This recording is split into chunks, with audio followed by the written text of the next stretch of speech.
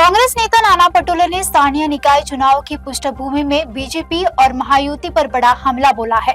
उन्होंने आरोप लगाया कि चुनाव आयोग सत्ता पक्ष की कठपुतली बन गई है और 2 दिसंबर के बाद ऑपरेशन लोटस तेज होने का दावा भी किया। तुम्हाला एक गोष्ट सांगतो की काल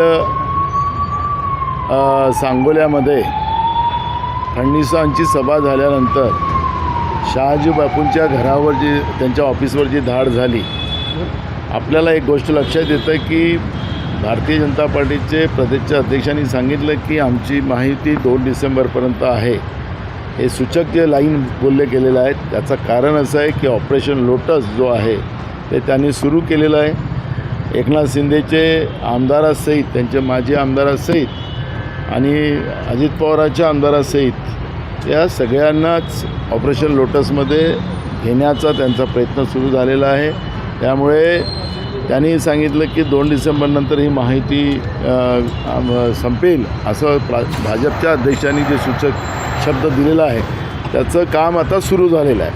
त्याच्यामुळे संजय राऊतांनी जे कोथळा काढायचं जे भाषा वापरली, तर कोथळा म्हणजे काय, एकनाथ शिंदेचे सगळे आमदार मंत्री गायब झालेत आणि भाजपमध्ये गेलेत, तर ते त्या पद्धतीचं ऑपरेशन लोटस सुरू महाराष्ट्रामध्ये झालं तर तीच होणार आहे। त्यामुळे भाजप हा विश्वासघाती पक्ष आहे, सोबत्यांना संपवलेला आहे देशभरामध्ये, त्यामुळे महाराष्ट्रातही आपल्या सोबत्यांना संपवतील। हे बघा, फडणवीसांनी वारंवार स्टेटमेंट केलेलं आहे की स्थानिक पातळीवर जे काही निर्णय होतील त्या निर्णयाप्रमाणे आमची माहिती राहणार आहे। त्यामुळे सिंधुदुर्गमध्ये अलग होऊ शकतं, मुंबईत अलग होणार किंवा दुसऱ्या जिल्ह्यामध्ये वेगळं होणार, अशी काही जी भाषा आहे, एकमेकावर आरोप आणि प्रत्यारोप करून चालणार नाही। हे सगळ्या याच्यामध्ये स्थानिक स्वराज्य संस्थांमध्ये अशा पद्धतीची प्रक्रिया चालत राहते। मी पण त्यांचं स्टेटमेंट वाचलेलं आहे, ऐकलेलं आहे, एक अर्थतज्ञ आहे। आता देशाची सत्ता जी आहे ती स्वतःला अर्थतज्ञ मानणारे लोक आहेत, ते किती शिकलेले आहेत कोणालाच माहिती नाही। त्याच्यामुळे आता प्रश्न असा निर्माण झाला की देशाची तिजोरी आज जवळपास देशावर कर्ज 2,05,000 कोटीचं कर्ज आज देशावर झालेलं आहे। डॉक्टर मनमोहन सिंग साहेबांच्या सरकारमध्ये मुश्किलनं 50,000 कोटीचं कर्ज होतं, पण आता हे कर्ज 11 वर्षात 2,05,000 कोटीवर गेलेलं आहे। राज्यामध्ये सुद्धा आपण पाहिलं की महाराष्ट्राच्या सरकारवर 100 लाख कोटीचं कर्ज झालेलं आहे। कर्ज घेऊन दिवाळी साजरी करणं,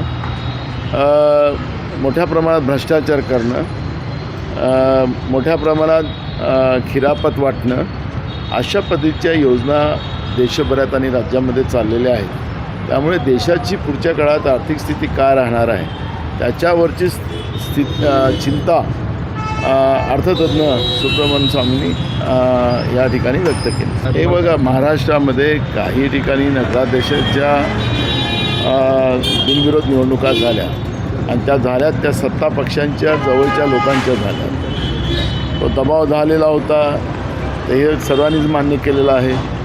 पैशाच्या भरोशावर प्रलोभन दिलं गेलेलं होतं, ते पण मान्य झालेलं आहे। त्याच्यामुळे या सगळ्या परिस्थितीमध्ये बिनविरोध निवडणुका आपल्या नातेवाईकाचे करण्याचा प्रयत्न सत्ता पक्षाच्या लोकांनी केलेला आहे, एक।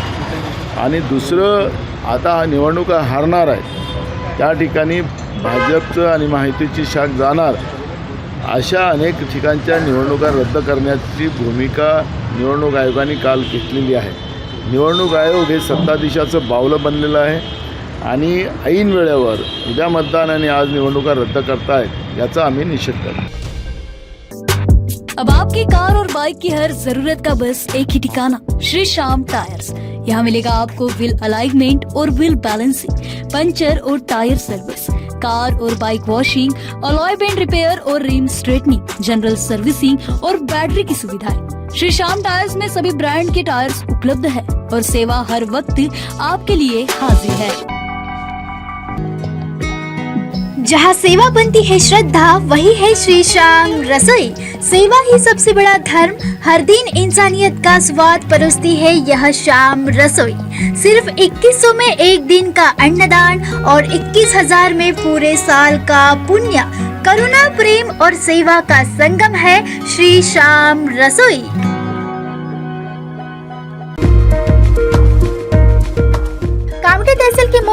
बावनगांव, घोरपड़ और रनाडा इलाकों में शानदार लोकेशन पर मिल रहे हैं NIT सैंक्शन प्लॉट्स, वो भी 24 महीनों की आसान किस्तों में। मौका सीमित है, आज ही बुकिंग करें और अपने सपनों की जमीन के हकदार बने।